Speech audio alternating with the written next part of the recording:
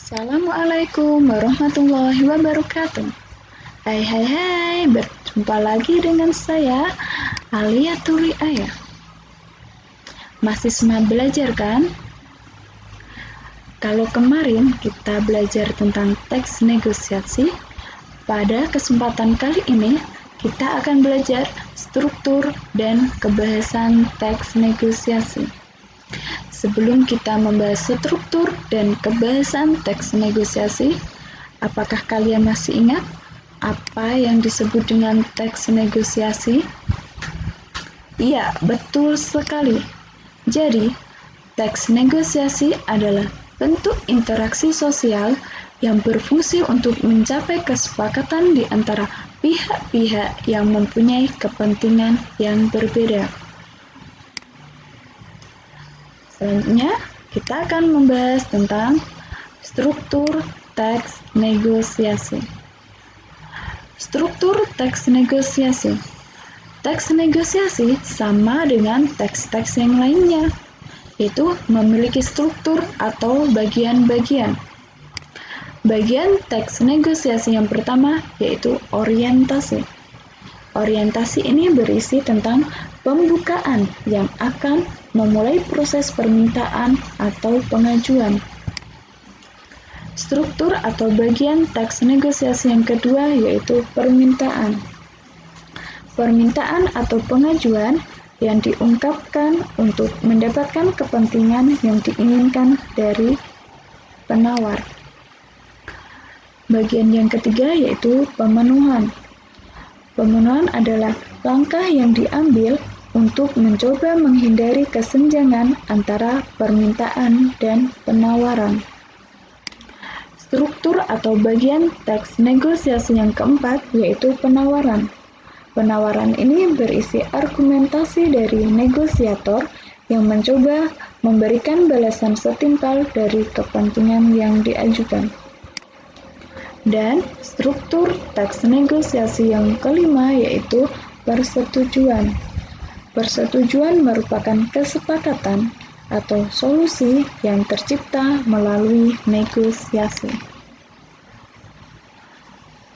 Negosiasi itu dapat berhasil apabila yang pertama, kesediaan berkompromi dengan pihak lain. Jadi, kedua belah pihak itu mau berkompromi. Yang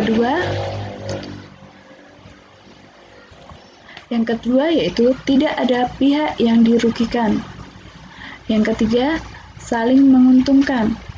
Jadi, dalam bernegosiasi tidak boleh ada salah satu pihak yang dirugikan ya, harus sama-sama untung. Yang keempat, kesepakatannya bersifat praktis atau dapat diterapkan.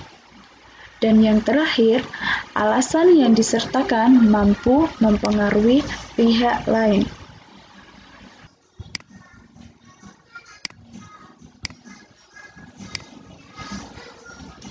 Lanjut. Sekarang, kebahasan teks negosiasi. Yang pertama yaitu berisi pasangan tuturan. Contoh, penjual, "Selamat pagi, ada yang bisa saya bantu?" Kemudian si pembeli menjawab, "Selamat pagi, saya ingin membeli souvenir khas Jepara untuk oleh-oleh." Kebahasan yang kedua yaitu menggunakan bahasa persuasif. Bahasa persuasif yaitu bahasa yang digunakan untuk membujuk atau menarik perhatian. Contoh, "Bagus itu, Bu. Cocok untuk dipakai sendiri atau untuk souvenir."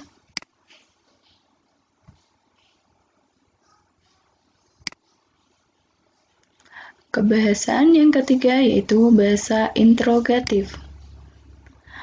Bahasa interrogatif adalah bahasa untuk menyampaikan atau menanyakan kepentingan. Contoh, "Mau mangga berapa kilo, Bu?" Atau "Harganya berapa?" Jadi, bahasa interrogatif ini sama dengan kalimat tanya. Yang keempat yaitu bahasa permohonan. Misalnya dalam menawar harga kepada penjual. Contoh, wah mahal sekali, kalau 500.000 saja bagaimana? Jadi, bahasa permohonan ini digunakan untuk menawar kepada penjual.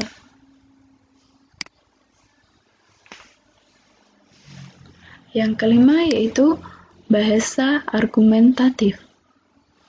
Apa sih itu bahasa argumentatif? Ya, jadi bahasa argumentatif yaitu bahasa yang digunakan untuk menjabarkan pendapat atau argumen secara logis dan didukung dengan fakta yang tepat. Yang keenam yaitu menggunakan bahasa yang santun dan sopan. Contoh, maaf, apakah Ibu menjual buku paket bahasa Indonesia?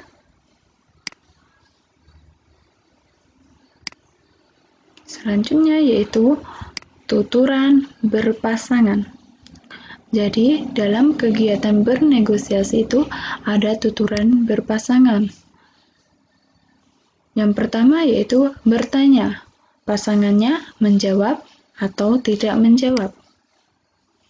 Yang kedua yaitu meminta tolong, pasangannya yaitu apakah lawan kita memenuhi atau menolak permintaan kita. Yang ketiga, meminta, pasangannya yaitu memenuhi atau menolak permintaan. Yang keempat yaitu menawarkan, pasangannya menerima atau menolak penawaran. Dan yang kelima yaitu mengusulkan, pasangannya apakah kita menerima atau menolak usulan yang kita sampaikan. Dalam bernegosiasi tidak hanya diungkapkan dalam teks saja, tetapi negosiasi juga dapat berupa atau berbentuk surat penawaran. Apa sih itu surat penawaran? Surat penawaran merupakan sebuah bentuk negosiasi tertulis. Surat penawaran ini disebut juga dengan surat niaga. Selanjutnya yaitu unsur-unsur surat penawaran. Unsur-unsur atau struktur surat penawaran yang pertama yaitu kop surat. Kop surat ini berisi yang pertama yaitu nama lembaga atau instansi. Yang kedua, alamat dan kontak atau telepon serta website jika ada. Unsur surat penawaran yang kedua yaitu logo instansi. Karena surat penawaran ini berupa surat resmi, maka disertai atau harus ada logo instansinya. Yang ketiga yaitu nomor surat. Nomor surat ini berarti surat penawaran itu dikeluarkan sudah keberapa. Yang keempat, lampiran. Yang kelima, hal atau inti atau perihal surat ditulis seperti judul karangan. Yang keenam yaitu tanggal surat. Ditulis di bagian sisi kanan atas sejajar dengan nomor surat. Tanggal surat ini ditulis pada saat kapan kita menulis atau mengeluarkan surat tersebut.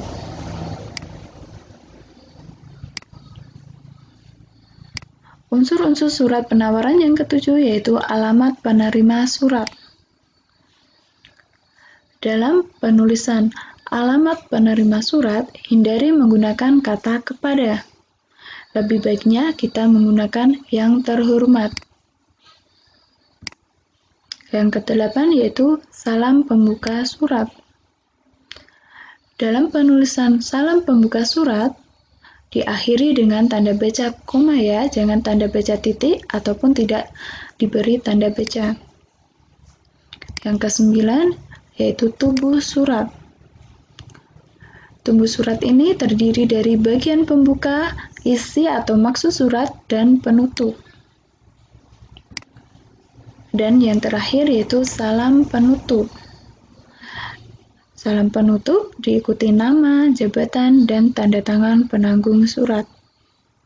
Selanjutnya yaitu contoh dari surat niaga. Di sini ada PT Roket Manajemen, Jalan Solo KM 59 Bantul Yogyakarta. Telepon 0271 2523 52552. Fax 0127 3252 35 32532. Dan alamat emailnya di sini manajemenroket@gmail.com. Ini merupakan bagian kop surat. Ini ada logo instansinya. Kemudian Bantul, 28 Februari 2017. Ini merupakan pembuatan surat, waktu pembuatan surat. Di sini ada nomor 89/X IT-2 dengan angka Romawi _2017. Di sini berarti PT Roket Manajemen sudah mengeluarkan surat niaga sebanyak 89. Lampiran ditulis 1 bundle brosur dan leaflet. Tetapi apabila tidak ada lampiran, maka lampiran ini tidak usah ditulis. Selanjutnya yaitu hal atau perihal. Perihal merupakan inti dari surat tersebut. Intinya apa sih surat itu? Di sini ditulis penawaran barang elektronik. Selanjutnya yaitu alamat yang dituju. Kepada YTH. Ingat ya, penulisan alamat tidak boleh ada kata kepada. Di sini kepadanya dihilangkan aja, langsung yang terhormat. Toko Utama Elektro, Jalan Permai KM 2 Malang, Jawa Timur.